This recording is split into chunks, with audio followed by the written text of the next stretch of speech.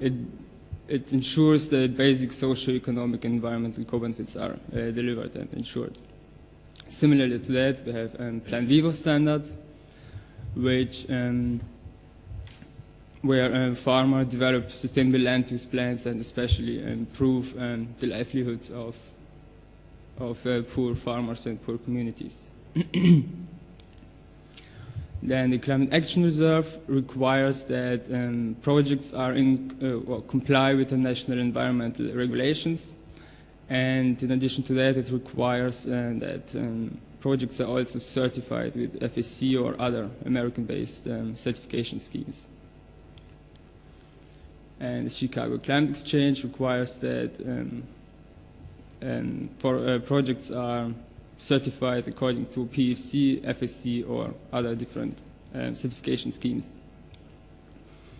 And both the American Carbon Registry and the Voluntary Carbon Standard both do not require to deliver co-benefits. However, these two standards, as well as Carbon Fix, recommend to use the CCB standards to deliver co-benefits.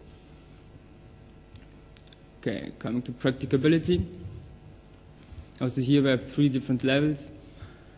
Starting with Carbon Fix and the Climate Action Reserve. Both are quite similar and provide quite very easily to apply and well-explained project procedures and documentation guidance, which makes it, for project developers, I believe, very, very easy to apply the standards.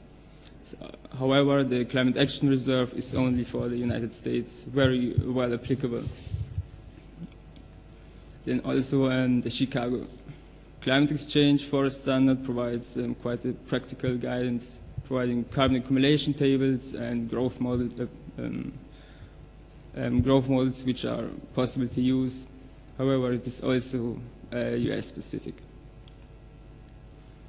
Then the Plan Vivo requires that project developers initiate partnerships with different research institutions and also local NGOs to engage with communities and also develop project-specific methodologies.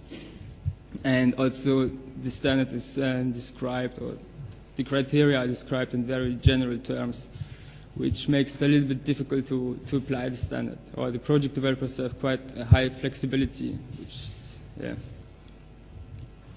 Then the CCB standards, especially it requires to quantify and to monitor biodiversity, which is quite difficult to apply, especially, and it requires quite a lot of scientific input, and therefore for smaller projects very difficult to apply, because the scientific input required is always associated with higher costs. And regarding the VCS, it is quite similar because it uses ARCDM methodologies. It's quite similar to the ARCDM standard and requires, similar to CCB standards, significant expertise to develop own methodologies, and which is also associated with higher costs. And the American Carbon Registry is, in my personal opinion, it's not a really innovation in the market, as it rests on different standards such as VCS, ARCDM, and the CCBS. Okay, coming to the registries. There are 3 different registries. The Voluntary Carbon Standard uses the multiple registry, the Market Environmental Registry, the APX, and the CST Depot, where project developers can choose where they issue their carbon credits. Then we have 2 standards that use the Market Environmental Registry, such as the Carbon Fix standard and the Plan Vivo standard. And then we have the 3 American standards.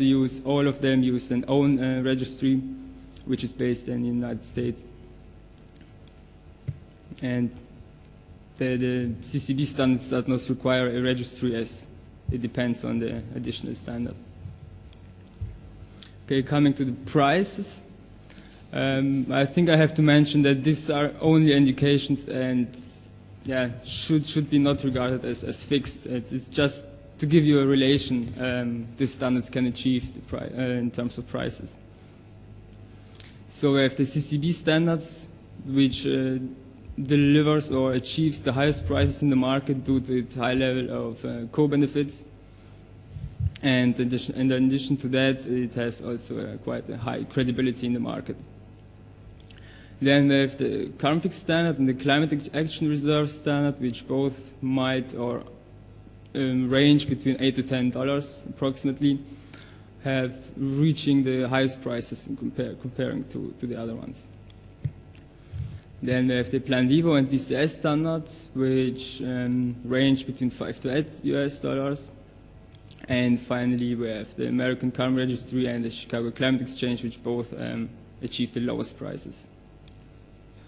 Okay, coming to the summary, I will summarize. I believe that we have four standards which are most important, and therefore I will summarize it based on a graph. And only 4 standards, which will be the carbon fix standard, the climate action reserve, forest standard, and CCBS and the VCS standard. We have on this graph, we can see that on the outer level of the graph, we have a high level of practicability, permanence, price, and co-benefits, and the inner level of the graph shows the low level of the different components. So starting with VCS, as we have seen, practicability is not very good in terms with the VCS standard.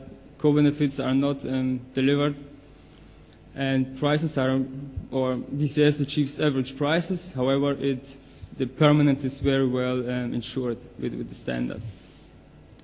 Then coming to the CCB standard, we can see here why both standards are very widely applied in the market, as both complement very well each other.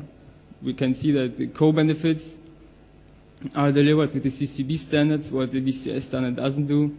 And also the higher prices are achieved through the add-on certification with CCB standards. Okay, and then coming to the carbon fix standard and the climate action reserve standard, and we can see here on the graph that both standards are very similar to each other, delivering a basic or an average level of co-benefits. Both have quite a high practicability and achieve higher prices.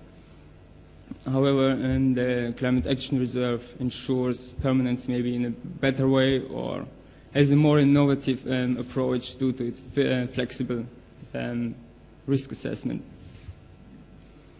Okay, and coming to my recommendations, I think based on the things I've said, I think that the climate action reserve forest standard is the most appropriate to use for a forest project in the United States. I think outside of the United States, the carbon fix standard is the most appropriate, especially for smaller and medium-scaled afforestation activities. And I think for large-scale projects, the CCB standard and the VCS standard should be combined together, as both require quite significant upfront investment and scientific expertise. So herewith, thank you very much, and if you have any questions, I would be happy to answer.